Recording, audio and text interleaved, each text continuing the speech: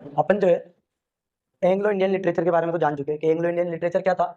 ये लिटरेचर की ही क्या एक ब्रांच, वो लिटरेचर जो अंग्रेजों द्वारा लिखा गया, उन अंग्रेजों द्वारा जो कहाँ आए थे, भारत में आए थे आजादी से पहले, और भारत में रह करके उन्होंने जो कुछ लिखा इंग्लिश में, वो लिटरेचर क्या कहलाया था, एंग्लो इंडियन लिटरेचर। और आजादी के वक्त 1947 में भारत की आजादी के साथ ही वो शाखा इंग्लिश लिटरेचर की क्या हो गई, समाप्त हो गई, खत्म हो गई। अब अपन बढ़ते हैं किसकी तरफ, इंडो एंग्लियन लिटरेचर की तरफ। ये भी क्या है, ब्रांच ऑफ इंग्लिश लिटरेचर है। ये भी क्या है, a branch of English literature, a branch of English literature. ये भी लिटरेचर की क्या है, एक ब्रांच। लेकिन इसे प्रोड्यूस किया गया, प्रोड्यूस्ड बाय, इसकी शुरुआत की गई, ये प्रोड्यूस्ड बाय इंडियन राइटर्स। किसके द्वारा, इंडियन राइटर्स के द्वारा इसकी क्या की गई, शुरुआत की गई। यानी ये भी इंग्लिश लिटरेचर की क्या है, एक ब्रांच है। जिस तरीके से एंग्लो इंडियन लिटरेचर था वो भी इंग्लिश का लिटरेचर था, और ये भी क्या है, इंग्लिश का लिटरेचर है। बस फर्क ये है कि वो अंग्रेजों द्वारा लिखा गया वर्क था, उन अंग्रेजों द्वारा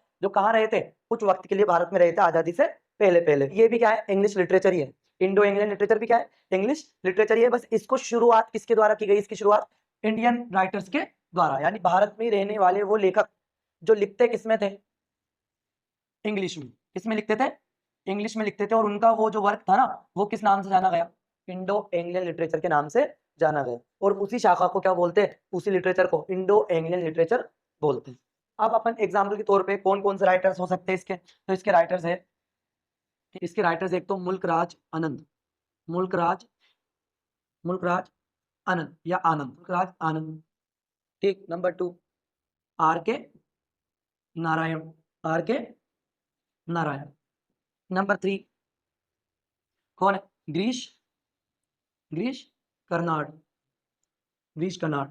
ये वही है जो एक था टाइगर में, फर्स्ट वाली एक था टाइगर थी मूवी सलमान खान की, उसमें जो सलमान खान के बॉस थे, तो वही कौन है, ग्रीश कर्नाड। अभी जिंदा नहीं है, अभी तो क्या हो गया, इनका देहांत हो चुका है। तो ये वो राइटर्स है जिन्होंने क्या किया है, भारत के ही रहने वाले, और लिखा किसमें है, भारत में रह करके इंग्लिश में लिखा है। इनका वर्क क्या कहलाता है, इंडो इंडियन लिटरेचर कहलाता है। और कौन सा वर्क है जो इंडो इंडियन लिटरेचर में कहलाता है, वो और कौन से वर्क को इंडो इंडियन लिटरेचर कह सकते हैं हम, तो the work, the work of those writers, those writers, the work of those writers who live in abroad, in abroad, but write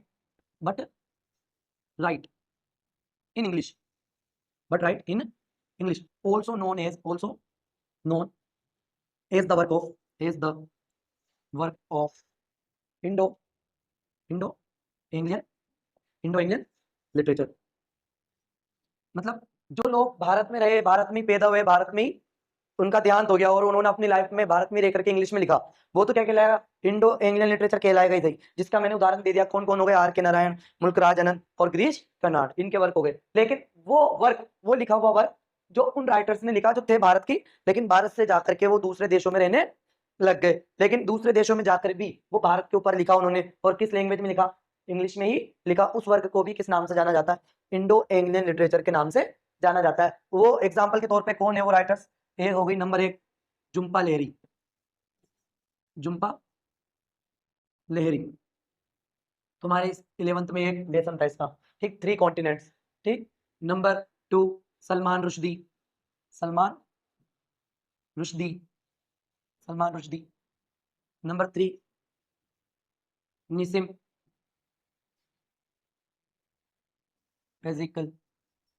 ये कुछ राइटर्स है, ठीक, जो कि मूल भारतीय है, लेकिन जाकर के दूसरे देशों में बस गए, और लिखते किस में है, वहां जाके भी इंग्लिश में लिखते। तो इनका वर्क भी किस नाम से जाना जाता है, Indo Anglian, Indo Indian literature के नाम से इनका वर्क भी जाना जाता है। तो ये है, समझ गए।